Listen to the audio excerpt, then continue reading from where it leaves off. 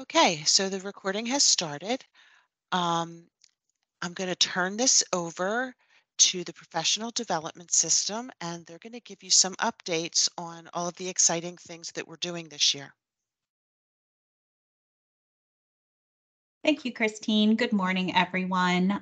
This is Diane Schauer. I'm a consultant with the Professional Learning Opportunities Project. It's nice to see you all again this morning. We wanted to provide a brief overview of what will be available through our Prolo work this year. So Christine, if you can advance. And one more. Thank you. Here's just our brief agenda for the first part of today's meeting. We have some introductions, some opportunity for question and answer around the institutes. While the applications are due today, we wanted to provide some time for last minute questions. We'll also share some information about new and updated courses for this program year, as well as a new math curriculum that will become available soon. We wanted to talk briefly about our model for our Friday lunchtime webinars, as well as our PI/PD planning, and then allow some brief time for questions. Next slide, Christine. I think you can go one more. Thank you. As a reminder, on the screen are some ways that the Prolo project supports programs. Of course, you know, we're in the thick of our program improvement and professional development plans that we're developing right now. But we can also support programs with standards aligned lesson planning and instruction, as well as professional development through our courses, our PLCs, mentoring, coaching for your in-house professional development specialist, and our volunteer tutor and classroom aid webinar series. And next slide. And this is our Prolo team. Of course, Chelsea is our project manager. Sarah, Jonathan, Maribel, and myself act as program consultants. And if you're curious about your consultant or want to double check, the updated information is posted on the PA Adult Ed Resources website under the Program Improvement and Professional Development tab and Agency Consultants. Rachel facilitates and develops courses, and Callie is our evaluation coordinator. And I believe everyone but Chelsea is here today, so you'll get a chance to hear from everyone. And next slide. And I'll turn it over to Jonathan now to share some information about our upcoming institutes. Good morning, Thanks. everyone. As Diane said, applications are due extremely soon, I think today. And so we wanted to just take a moment to open the floor for any last minute questions that you may have about the institutes that are being offered this year. On the screen, you can see a list of the institutes, which include teaching algebra across levels, English language proficiency standards or ELPS, teaching skills that matter in adult ed or TSTM, and implementing standards-based instruction for transitioning English learners. And a Prolo team member who's working on all of these is on the meeting today. So if anyone has any questions, we can do our best to answer them. Christine, quick question for you. Are people able to unmute to ask questions, or should they use the chat? It's up to you. They can unmute if they want. Okay, good. So we'll just take a minute. If you have a question, feel free to unmute or to type it in the chat, and we'll do our best to answer.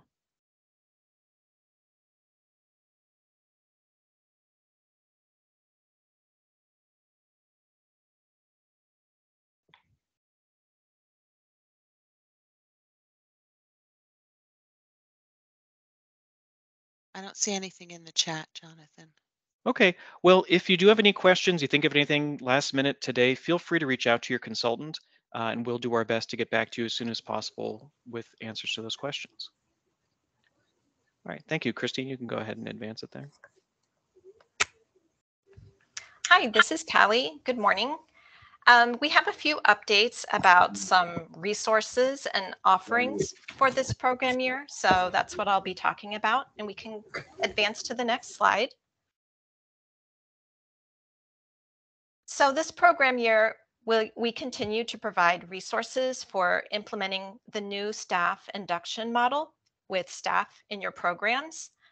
The 2022-23 staff induction implementation guide is available for administrators and IHPDSs to download in the program PD team course in the PD portal. So you should be enrolled in the program PD team area in the PD portal. That's where you'll find resources around professional development in your programs. This guide is updated each year, and it outlines the steps for guiding new staff members through the staff induction process. So be sure to download and review this year's guide. The staff induction verification course has also been updated for the 22-23 program year. So new staff members enroll in this course to read about the process and to download the latest version of the staff induction verification form. So after the staff member completes all of the required steps of the process as outlined on the form, they have their program administrator sign the form, and then the staff member uploads the signed form to the course. You will notice that this year's form has an added step just for new instructors. So new instructors will take the adult education teacher competencies self-assessment, and that is available online. You can access that self-assessment on the PA Adult Ed Resources website. So you just go to Teachers and Tutors, and it's the very first item on the menu. So Teachers and Tutors, first item on the menu. We are launching a new staff induction module this program year, and that will help programs and staff learn more about the adult education teacher competencies and how they can be used. So this module will be added to the PD portal course catalog in the next couple of weeks. So be looking for that. Next slide. Great. So new administrator training. The new administrator training for new administrators has been updated for this program year. So the training is now asynchronous and available on demand. So that means that administrators who begin their role at any time during the program year will be able to take the training without having to wait for the next session. The training is made up of 6 course sections, and the topics include the role of the administrator, the Workforce Innovation and Opportunity Act, eData, program improvement and professional development, and leadership. And participants will have 15 days to complete each section of the training and up to 90 days to complete the entire sequence. Participants will review recorded presentations and complete assignments, and 2 of the sessions include a required coaching meeting. But in all of the sections, facilitators will be available to offer individualized support. So this training will be available beginning September 12th. Please contact me if you need to be enrolled. We do have a list of new administrators who will be enrolled in the training, and I will be sending out a syllabus this month ahead of the training just so you know what to expect. So that's all for me. Okay, we also wanted to share information about one new course that we're going to be offering this year. And you may have noticed that one institute that we've had for a number of years, STAR, was not on this year's list of institutes. And the reason for that is we've decided to try something different in regard to reading instruction for this year.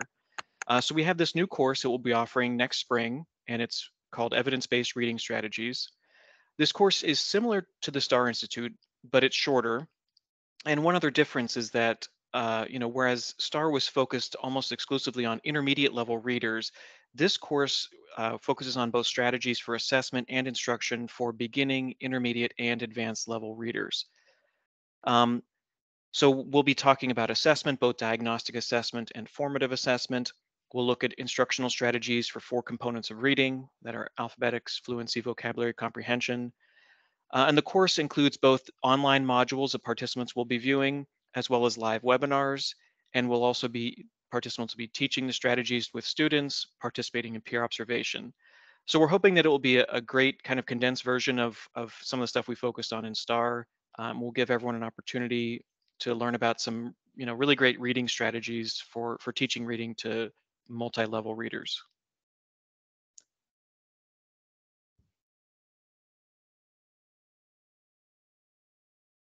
Okay, thank you. This year we'll be offering in the spring Advancing Equity in Adult Education. excuse me. Advancing equity in adult education is considered the year one, and it brings together practitioners to develop a common language for advancing equity, explore the concepts of leading with racial equity, and it supports operationalizing changes in our work that advance equity for students enrolled in our programs. We all have the opportunity to impact student success regardless of our role and spheres of influence, and this training has resources for everyone. Just a note, we're not just talking about racial equity, we're talking about systems of oppression, and we want to ensure that we develop a common language around equity.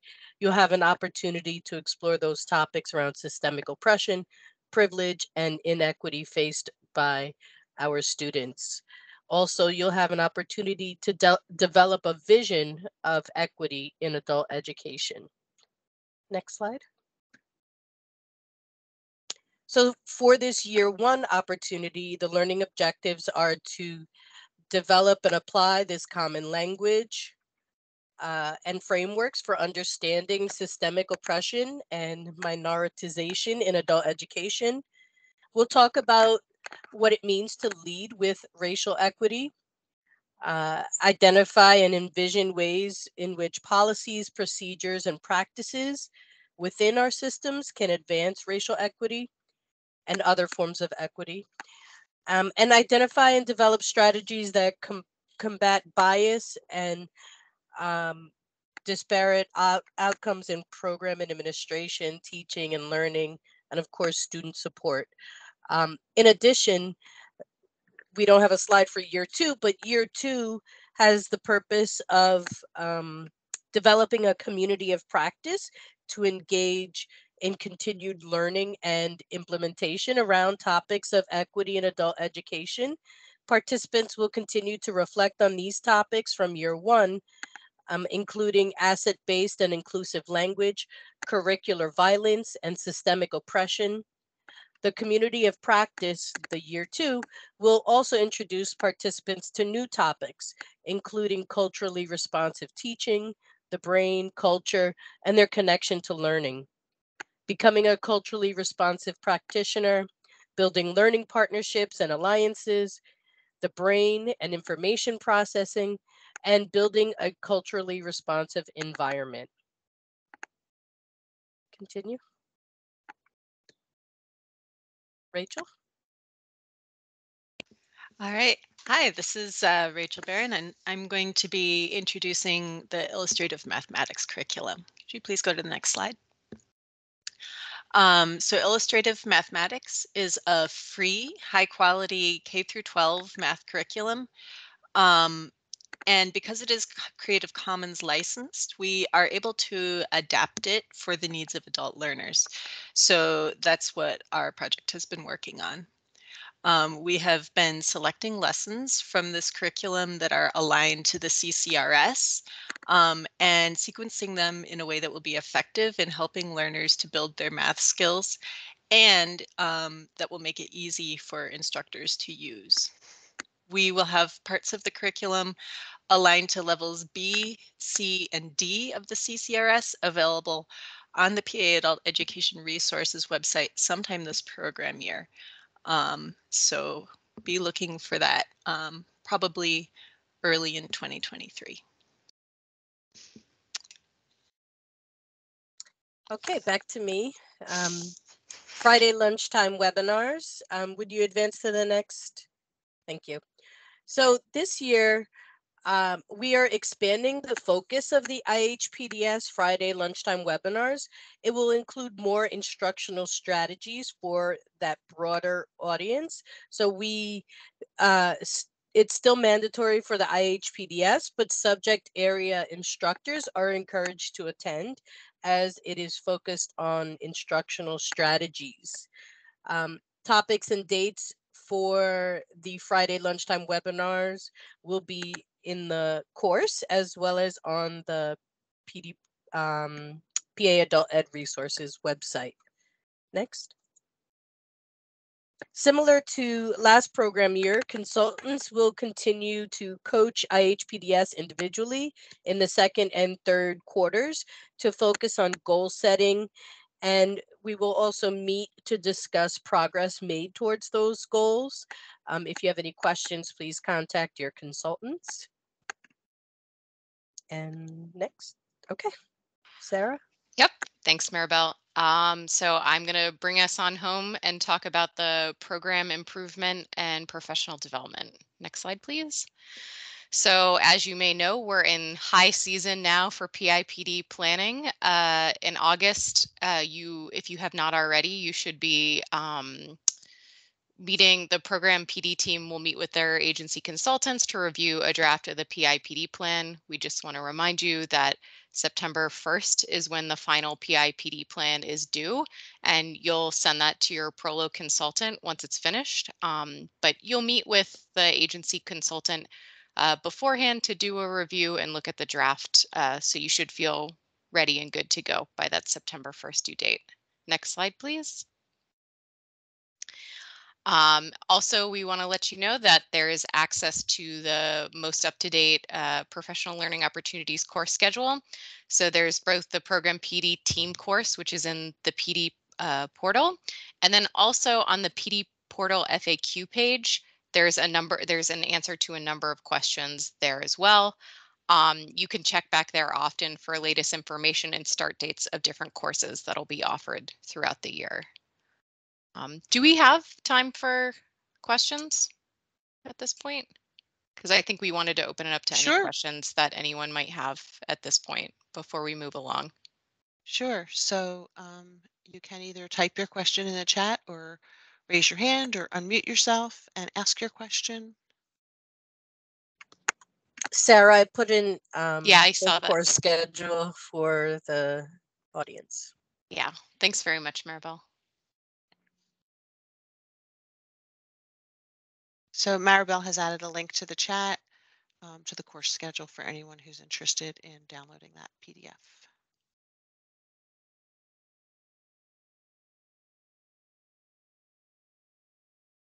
Okay, I guess no questions. All right, thanks.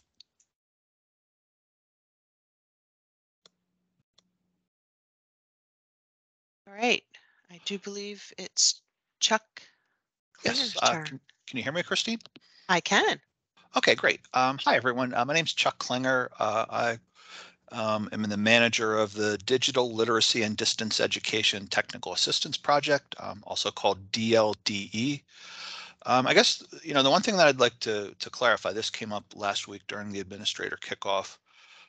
There had been a project for a while that was a direct service project called the Distance Learning Project that provided service to students.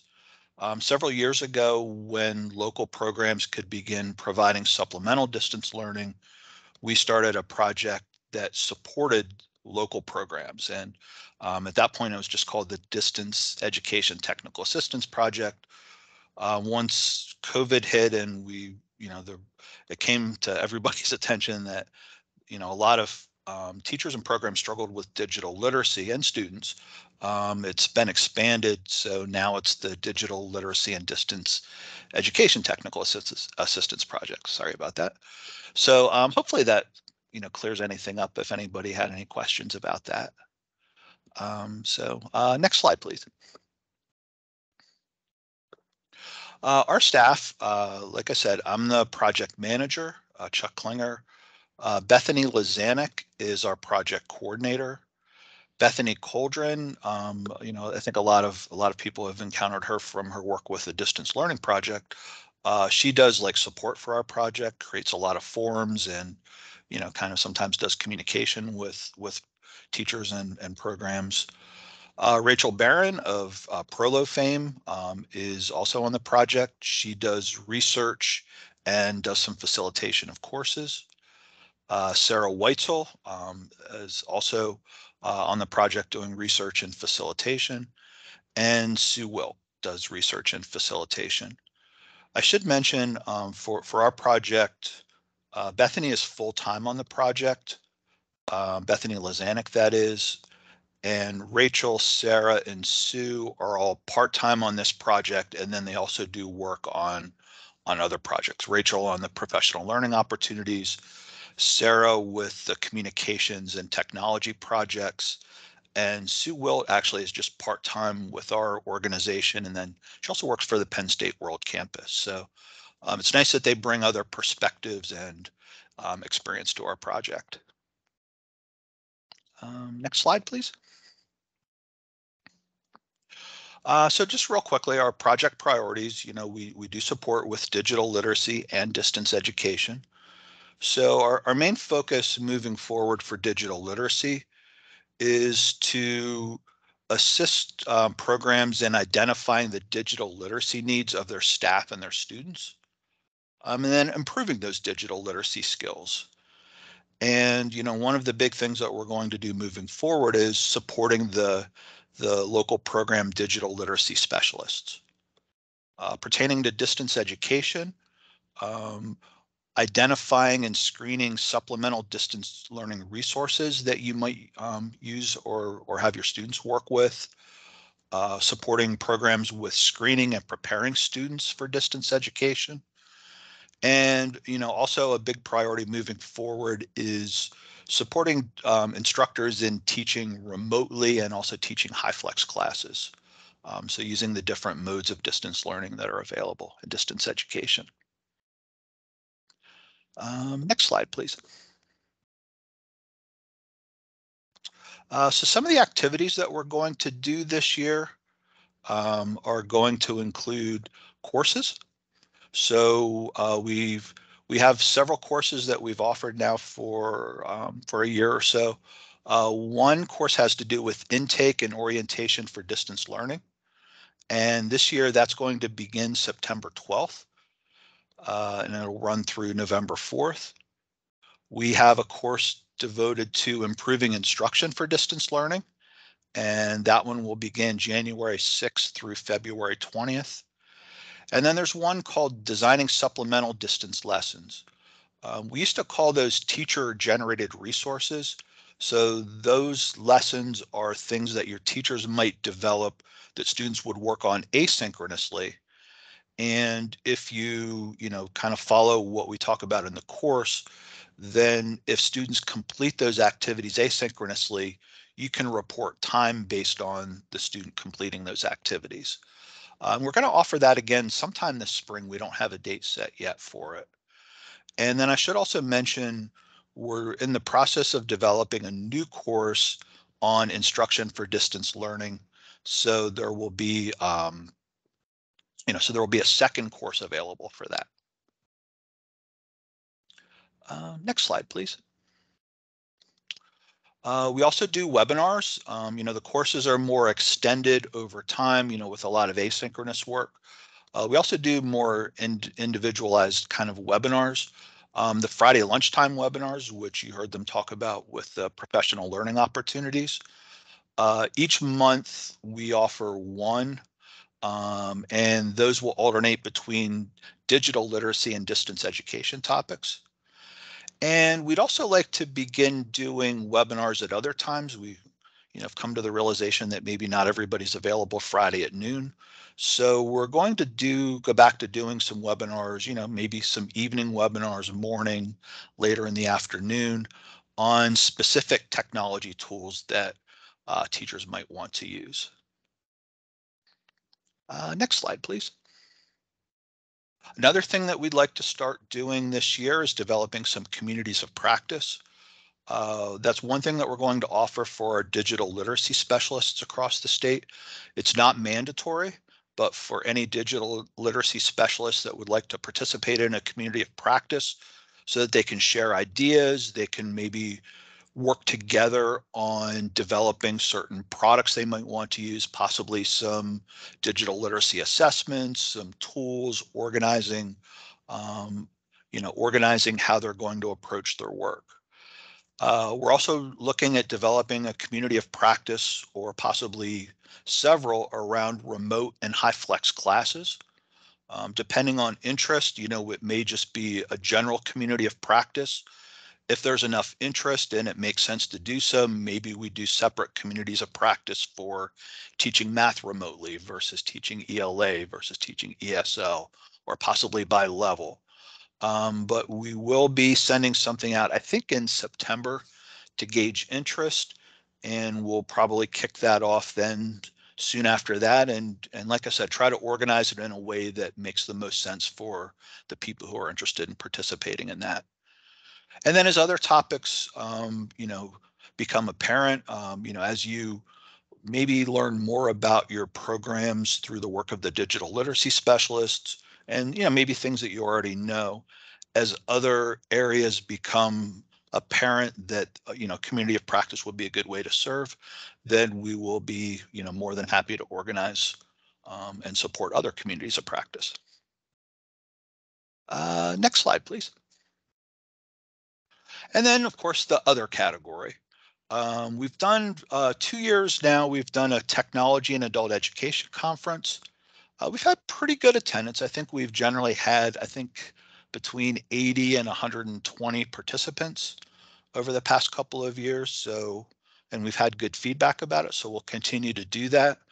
We're looking at doing one for this program year in February of 2023. We'll be confirming the date and sending out a save the date pretty soon for that. So like I said, we've had good feedback. I think people who've participated have gotten some good things out of it. So we'll just continue to support that. Obviously, we're a technical assistance project, so we will provide technical assistance. So, anytime any needs arise, anytime you have any questions, certainly feel free to reach out to us, and we'll be happy to work with you. There are staff induction modules that support digital literacy as well as distance education. And those are in the process of being updated to reflect new policies.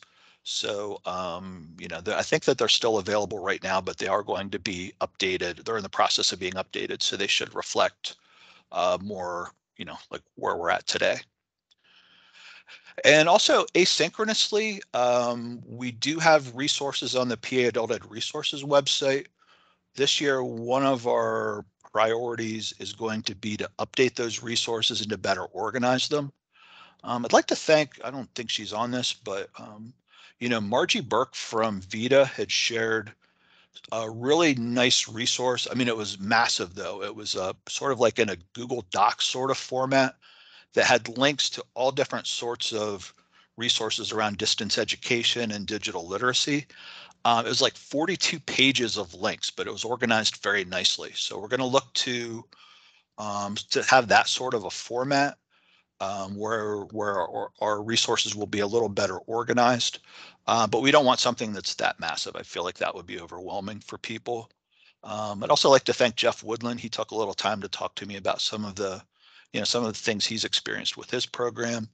So that work is going to be a priority for us. So you should see, a little bit more organization and more resources available over the next couple of months.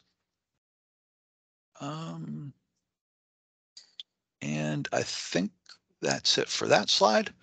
So the last slide, and before I start this is something that Kaylin Hamilton, who works on a different project, she's going to be the next presenter.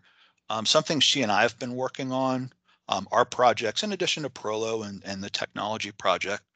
But before I move into talking about this, does anybody have any questions about anything else that I talked about?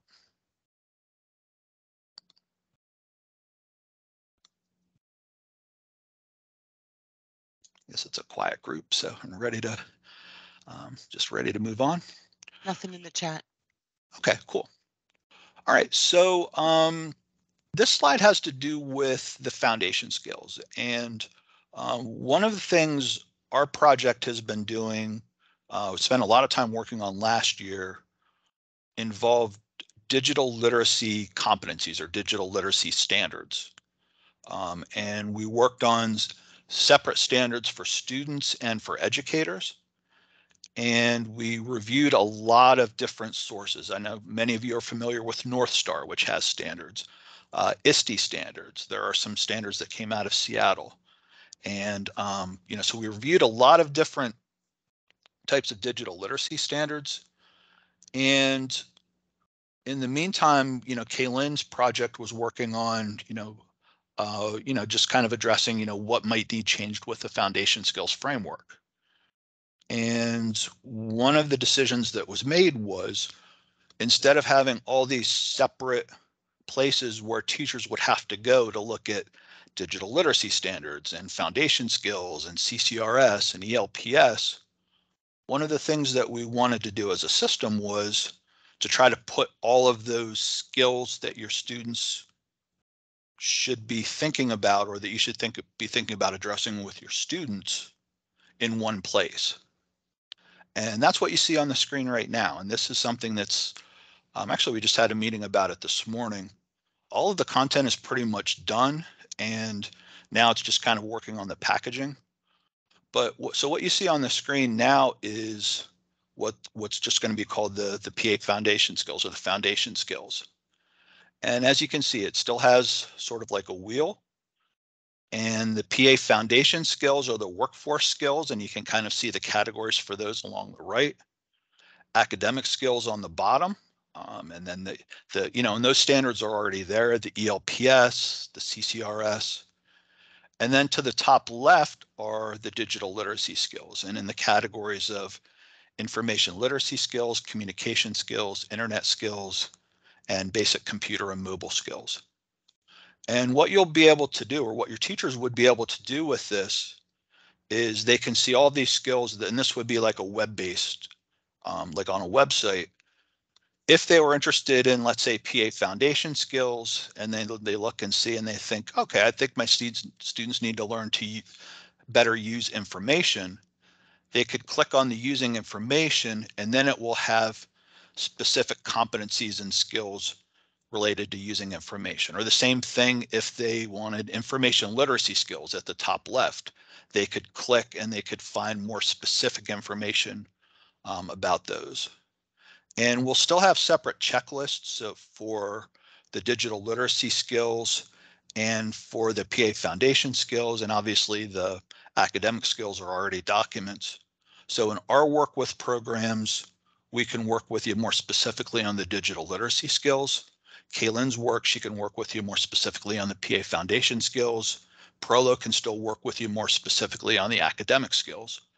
But this is just someplace so that teachers don't have to be looking at all these different documents and trying to make sense of them. So yeah, so that's the work that we've done with the with the student skills. So I'll take a minute if anybody has any last thoughts or questions about the digital literacy end of things. Laura Zangari says, great stuff. Thanks. Oh, thanks, Laura. Laura, I kind of gave you an exclamation point there on your comment.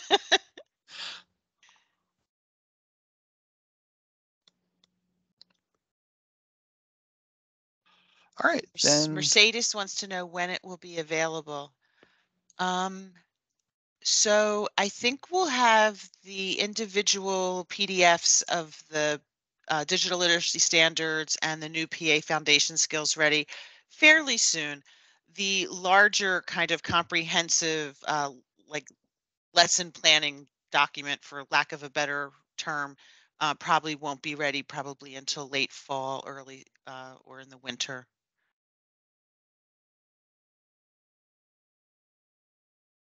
Okay, if we don't have any other questions, turn it over to Kaylin.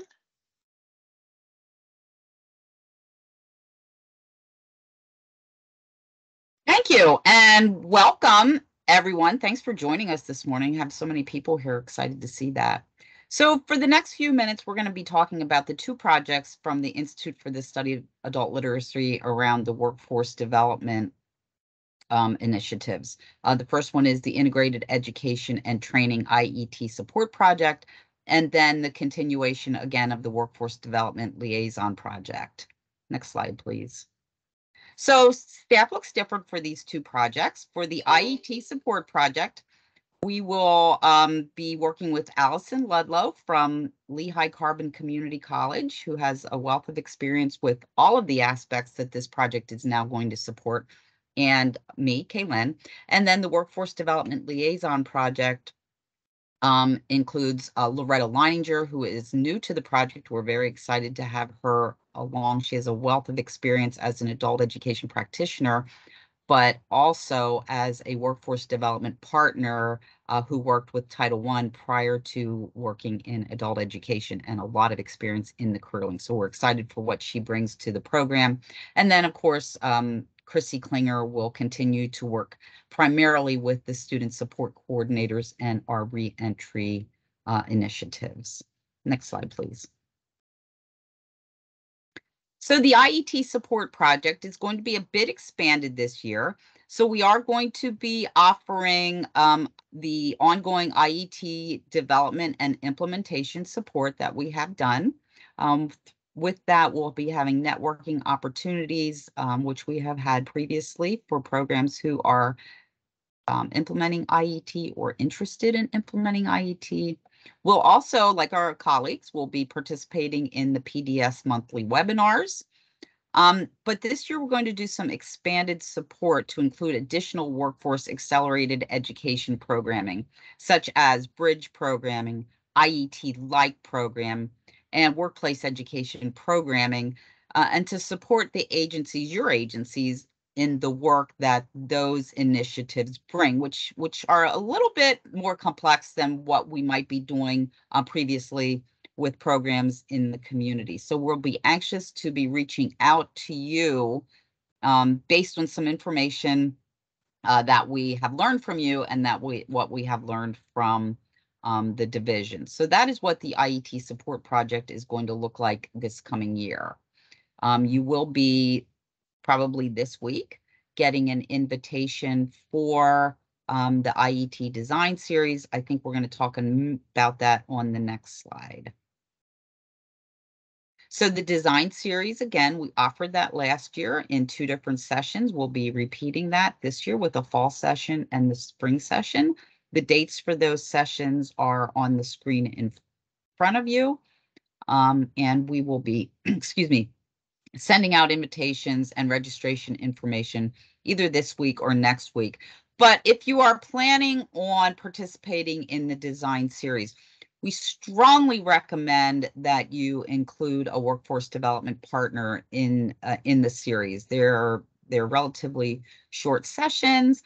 Between the sessions, you'll be meeting with our coach, Allison Ludlow, to go over the work that we describe in the sessions, as well as working through the planning tool, which provides additional information and resources for you to use if you do indeed plan to develop and implement an IET.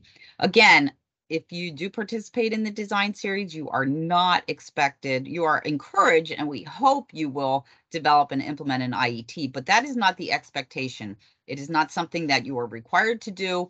This information series is specifically that. It's information about IET and there to support whatever it is that you decide to do. Any questions or comments about the IET support project and what we'll be doing this year, including the expansion of it?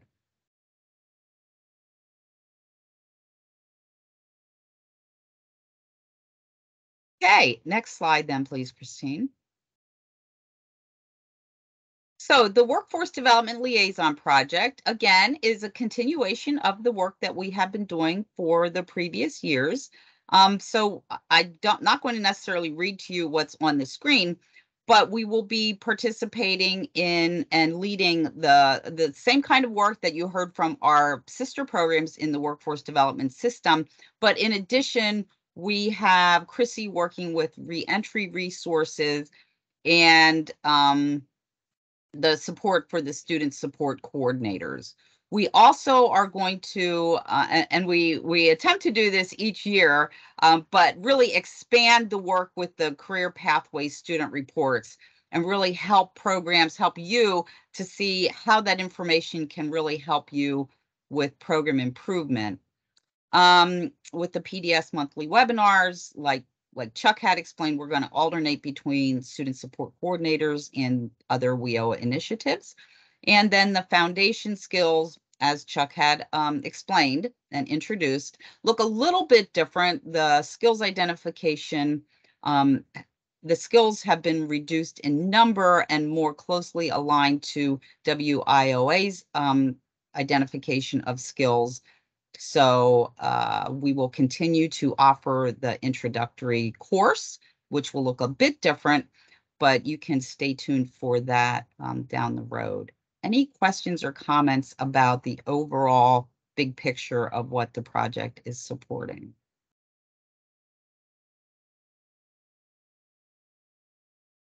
Then I'm going to turn it over to Chrissy, who's going to give you a little bit more detail about the work that she is doing. So thank you so much.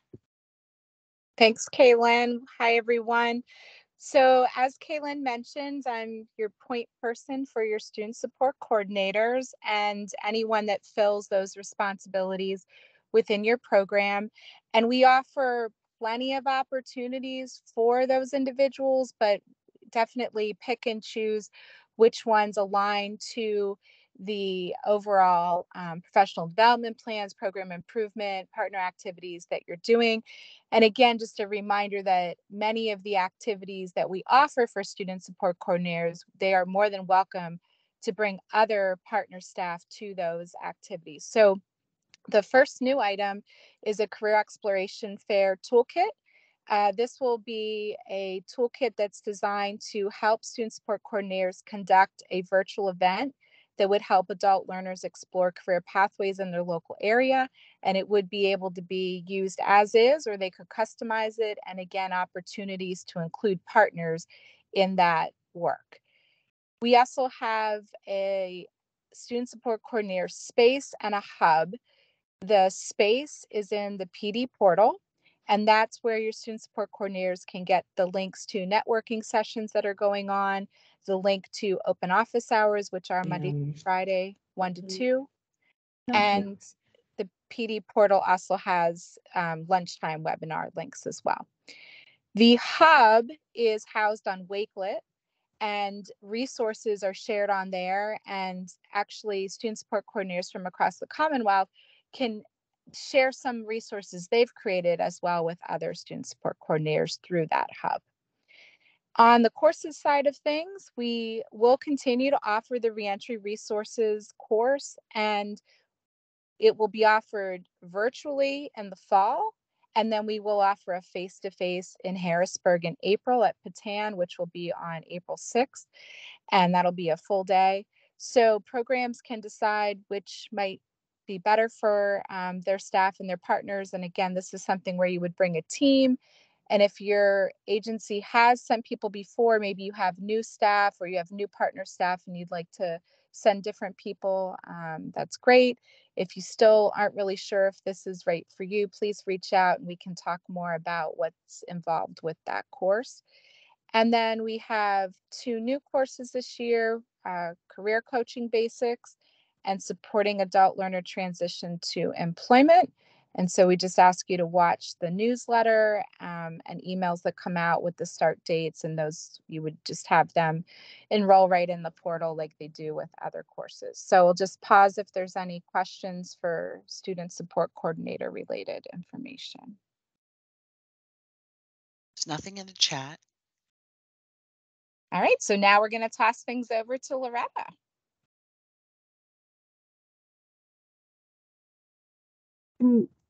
Good morning, everyone.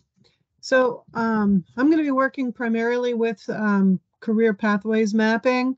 For any agency that's interested in learning more about that, please feel free to reach out to me to see how we can support you and your agency in creating career pathways maps. We're also going to increase the WIOA knowledge and collaborations by using the workforce staff trainings. We can come out to the agencies and talk more to administrators about that, and possibly even create roundtable discussions so we can help your programs collaborate better with workforce partners. know who those partners are and how to collaborate better with them. And then also the student career pathways reports. Some agencies received their reports last week at the kickoff. We're going to try to have reports submitted twice a year instead of just once. We're looking to try and have pathway reports submitted in December and then again in May to give agencies a little bit better understanding of how that information can be useful to your in programs and improvements. And we're also going to continue with the Friday monthly lunchtime webinars in coordination with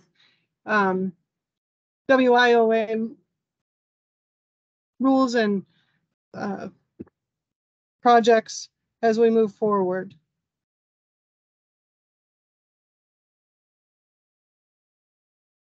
Does anybody have any questions on that? Thanks, Loretta. There's nothing in the chat at the moment, but let's give people a second. You can also unmute if you have a question for Loretta or for Chrissy or Kaylin.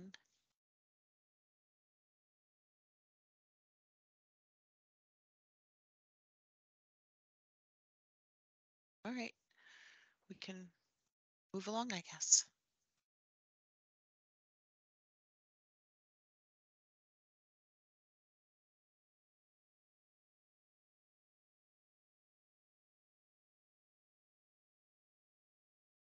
So, Michael McCarty, are you here? I am here. Can everybody hear me okay? Okay, and can everybody see the eData Tech Support PowerPoint? Can I get a thumbs up or something? Yes, we can see it. Thank you, Maribel. All right. Well, good morning, everybody. Welcome to our little introduction for the year for the leadership projects. And of course, this is the information section about eData Tech Support. And seeing the familiar faces here, I think many of you know who we are, but just in case there's anyone new joining us, there are two of us on this project. It's both myself, Michael McCarty, and Steve Linus. So I'm the project manager here, and Steve is our in-house database Microsoft Access programmer guru. So the two of us make up the project, and some of the things that we do primarily are provide instruction in the use of the eData system. So we collaborate with Prolo and the Tech Project in preparing courses. The most notable, which many of you may know, is the Intro to eData course, which is running monthly this year, September through, I believe it's April. So you can look for some notifications on that and the different announcements that come out from Prolo for coursework. Also, of course, we provide technical support and assistance in the use of both eData and the Access template. So you can think of it as the input side of things with input and data entry into the eData system, and then the output side with the eData Access template and the exports that come out of eData for data analysis. And throughout the year, we offer some different things like webinars, and of course the Friday lunchtime webinars as well, as others have mentioned already this morning.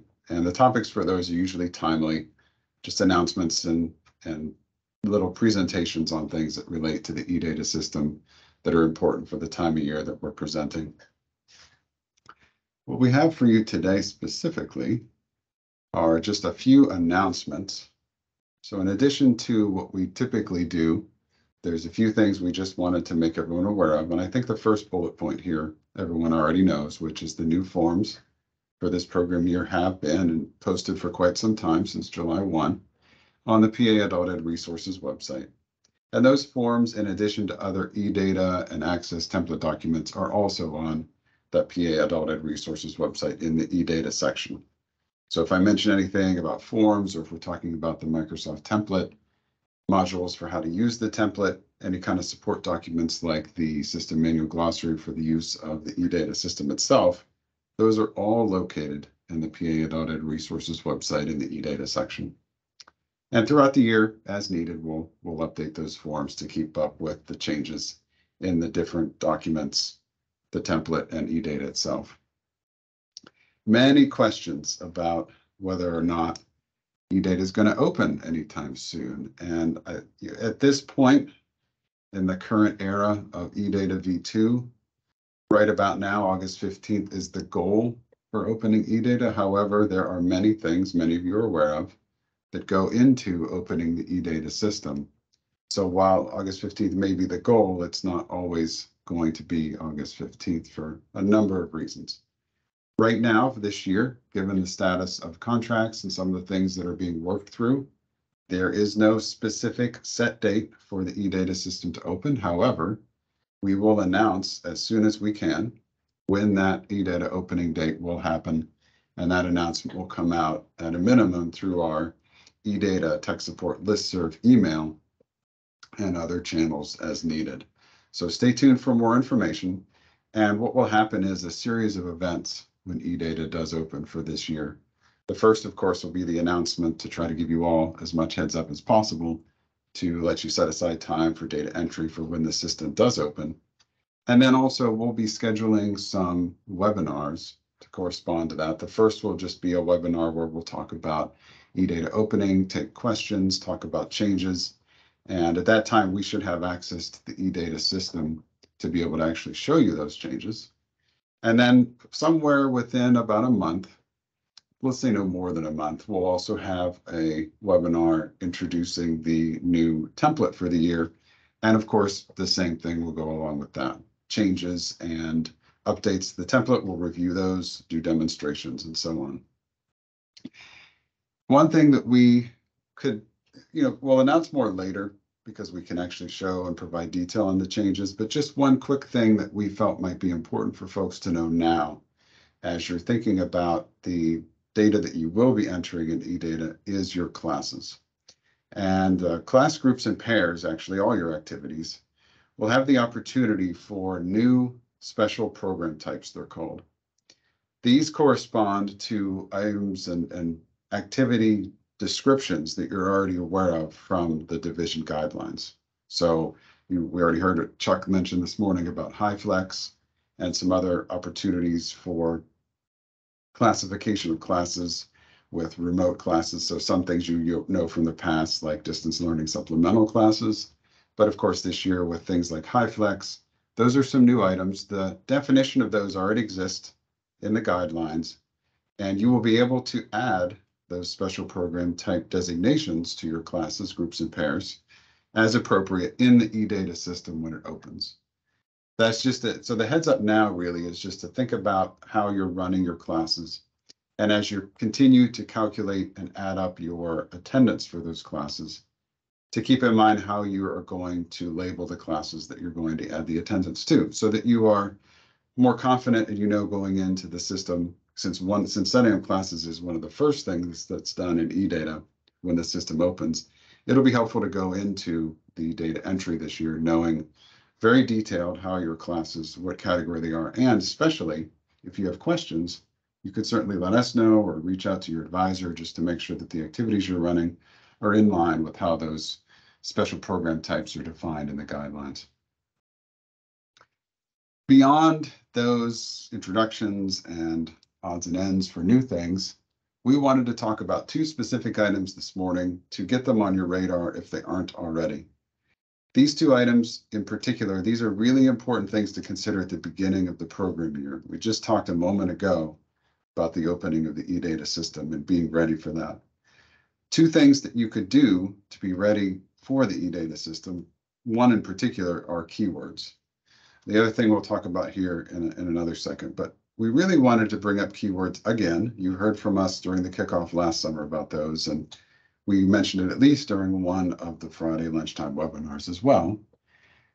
The importance of them is that there is a framework, as you all know, generally defined by NRS, the National Reporting System, which comes down from OCTAE and the federal government, which says if programs want to get funding, if states want to get funding, you need to tell us certain things about your students and your activities. That's why you track the data that you do in eData.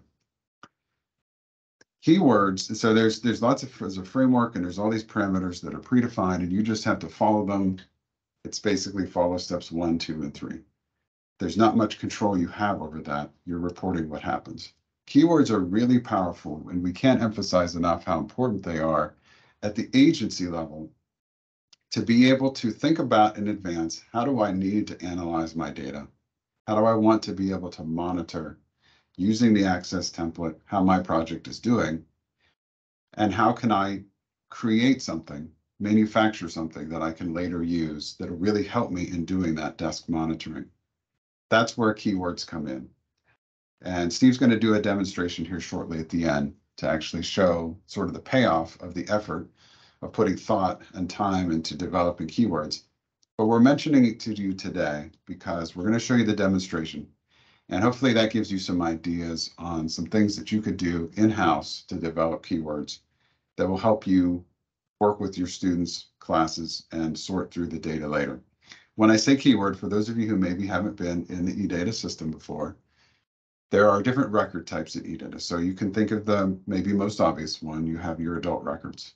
That in those adult records, you of course capture demographic information, you capture details for this program year, such as employment, barriers to employment, how this person learned of the program.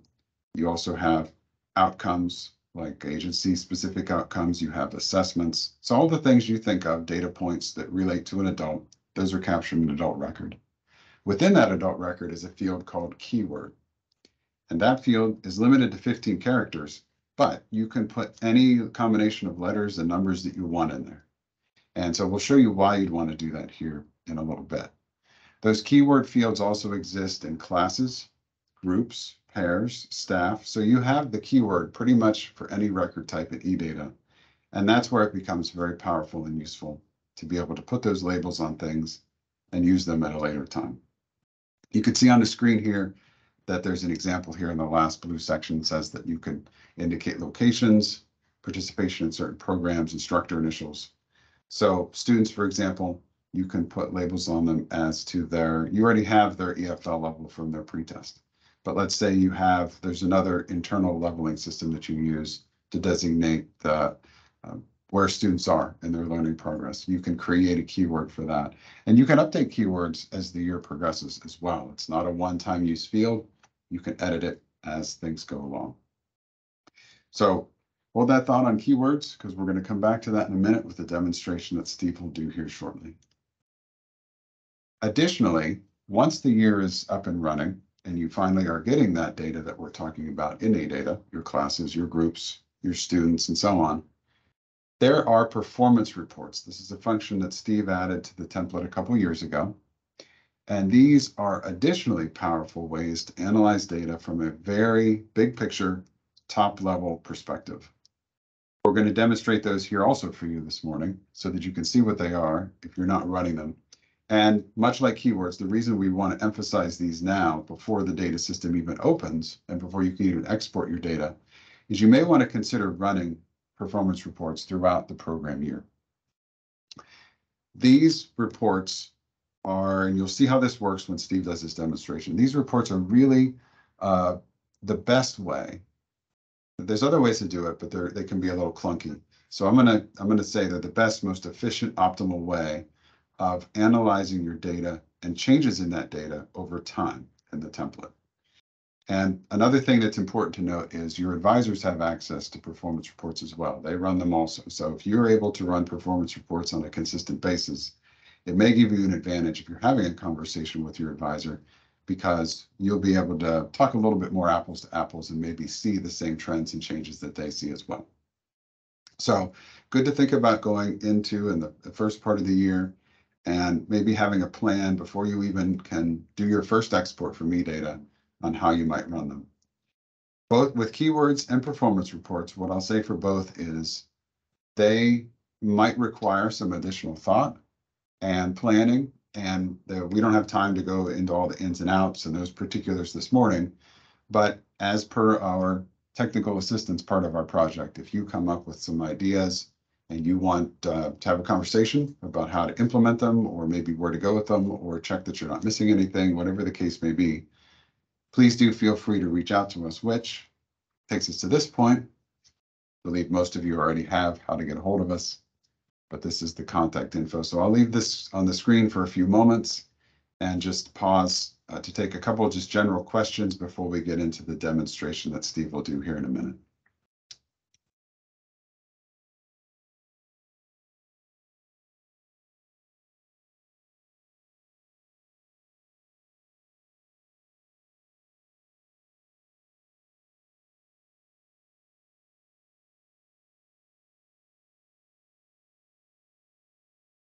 It doesn't sound like there's any questions. Is there anything in the chat, Christine? No, nothing in the chat. All right, Steve. So I am going to stop my share and let you take over. You can show us the template. Okay, can you see the template? I can Yes. see yes. All right, this is an end of the year scrub template from last program year. And I'm going to show you what Michael talked about with keywords and how to use them, and then the advantage of using performance reports. So the Query View class button is this button right here, which takes you right into your classes. And I have this scrubbed agency data here and highlighting the class names that I gave them, along with a corresponding intelligent keyword.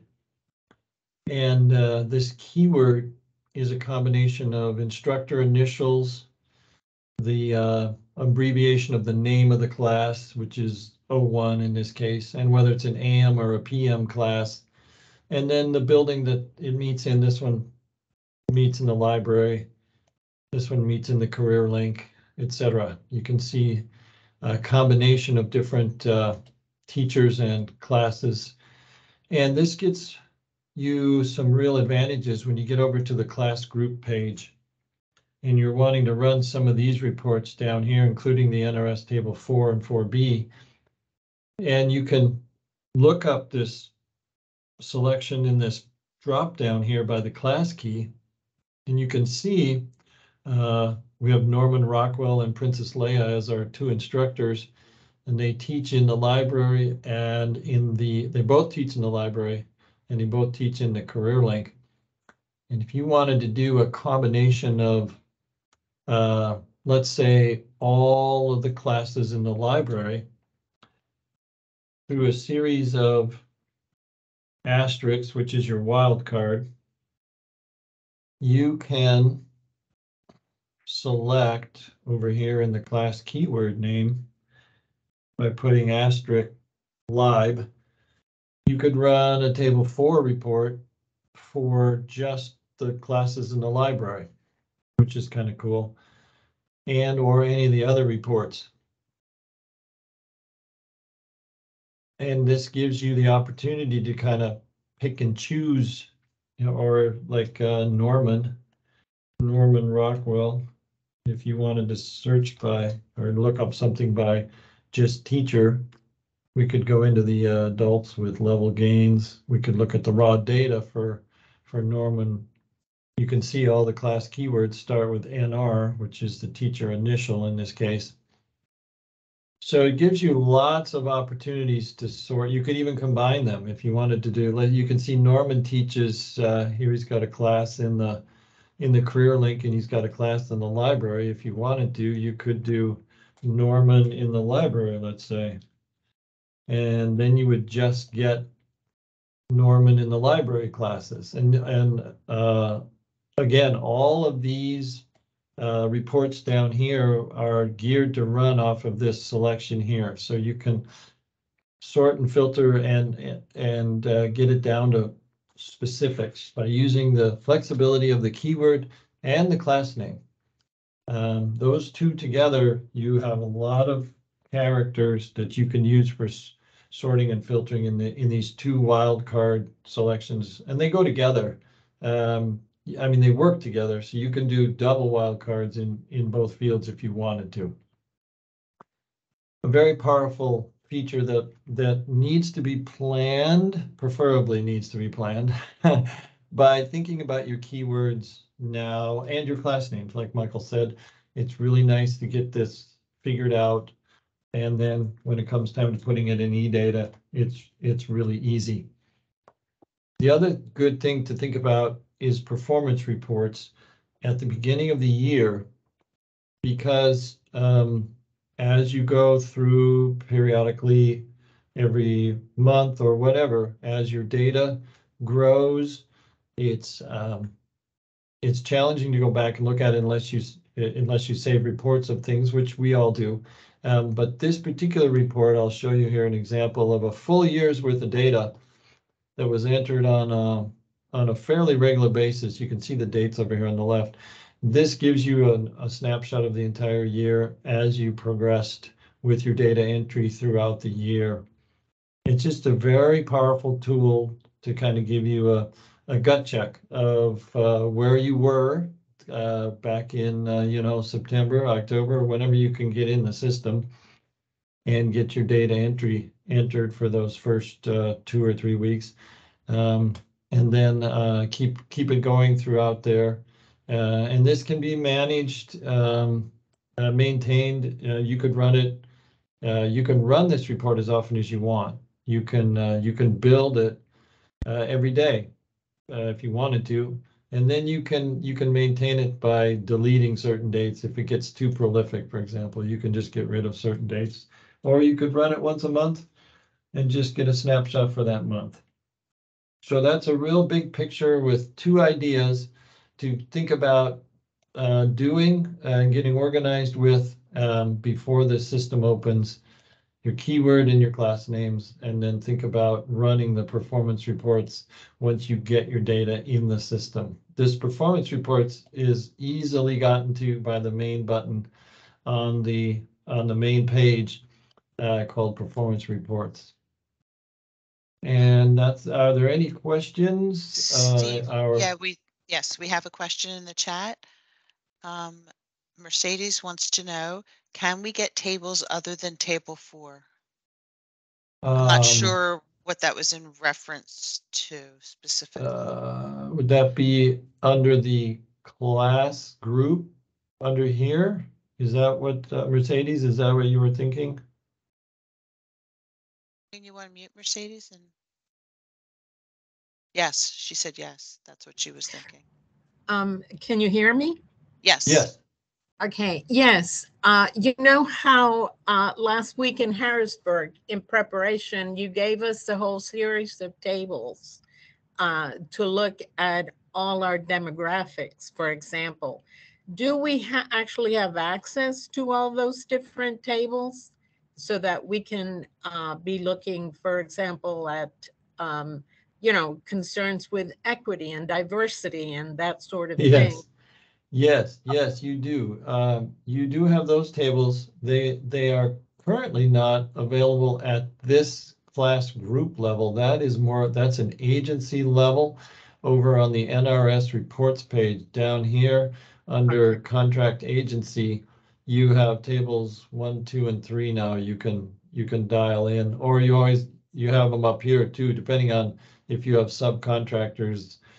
This is helpful if you have a subcontractor and you want to pull it out. American Foxhounds doesn't have one, but other agencies do. Golden Doodles has one, and you can run just the subcontractor if the data is loaded. So depending on your agency and your sub combination, but yes, these 3 are available for all the data in your template. So if you have a sub, it would include the sub, and then these are available to parse it out by sub only or by main only. Thank you. You're welcome. Anything else? Questions for Steve?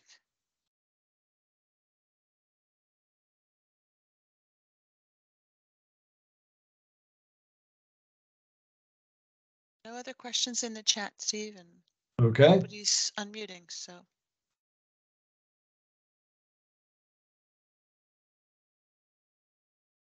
All righty, I'll pass it back to somebody. I guess that's me. So that was a lot of information from the various leadership projects. I hope you know, you were making notes for yourself about things you want to participate in this year. I think since we still, you know, we had blocked more time than this aside, I think that if people don't have questions about anything that was presented today, but have questions about something that was presented at the kickoff, that you've had a chance to think about and you have some more questions, I think the advisors and I could take some of those questions, just with the caveat that Amanda is not on this call today. So there may be questions that I say, nope, can't answer that. So we'll just open it up.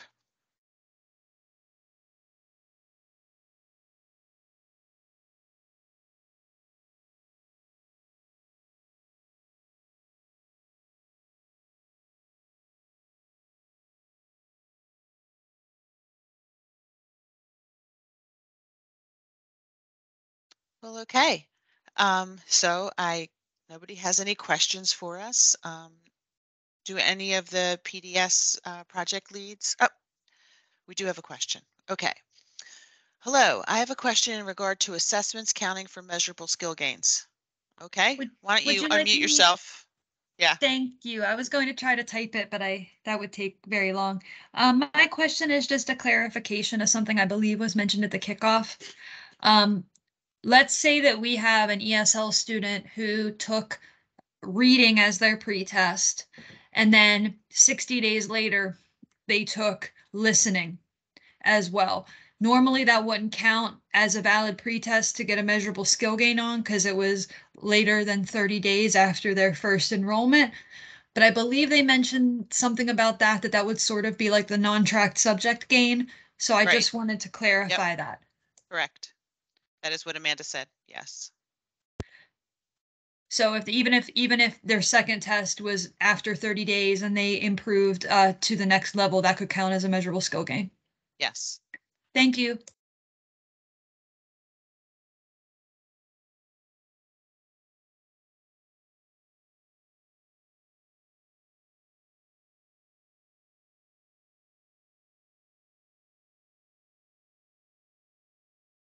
Just to clarify, Lindsay, you're not going to see that in eData. Michael, I'm correct about that, right? It's not possible, you know, right now the way eData is set up, only the first one sort of highlights. That's correct. Yes. Okay. Christine, this is Mary Mingle. Hi, Mary Mingle. Hello there. I just wanted to clarify in the program improvement plan, if I'm remembering correctly, we're also supposed to put in an objective related to enrollment this time, using one of the strategies that came with the booklet that we got. Is that correct? Partially, yes. Okay. So your PIPD plans normally have the requirement that you have an objective related to services to students, and you will still have that this year. But additionally, you will have one related to either enrollment or recruitment, depending on what you and your team determine is, you know, sort of where your pain points are, perhaps. And you could certainly use some of the strategies or resources that are in the back of that booklet that we gave you. But also, if your program improvement team comes up with another strategy or another way to approach the problem, I think that's completely valid as well. Your local issue might not be covered by one of those strategies. Thank you, Christine. Sure. Hi, Christine. It's Laura Zangari again with the question about assessment, the measurable skills gains. So if eData is still only tracking or showing the basically the EFL gain for as it always did, will there be another report available where we can see actual gains, or do we need to track that locally? I would say track that locally, and Michael, Steve, Amanda, Heather, and I will discuss that amongst ourselves and see if we can maybe come up with something. But it would probably have to be something unofficial in the access template. If anything, I think writing that kind of change into the code for actual e-data is probably beyond Yeah, I understand that. Okay. So, but Michael, maybe could you make a note for, I mean, I think it was already on our radar, but could you make a note so that we don't forget to discuss it? Thank you. Absolutely. Okay, thanks.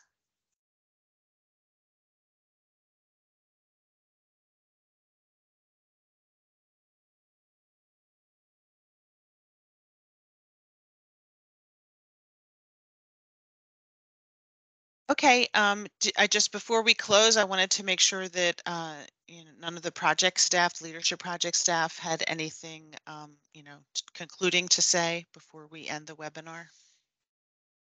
So I leave the floor open. I'll just say, this is Kaylin. I'll just say thank you to everyone, and we look forward to working with you this year again.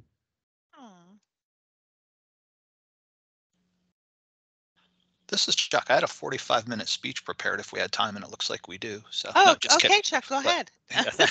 But yeah, I'll just echo what Kaylin said. It was, and it was nice to see everybody that was there last week for the kickoffs. Sure was. Ditto. That's couldn't be said any better. Thank you, everyone. All right, so with that, I'm going to stop the recording, and this webinar is concluded. We will be posting the webinar as we always do on PA Adult Ed Resources.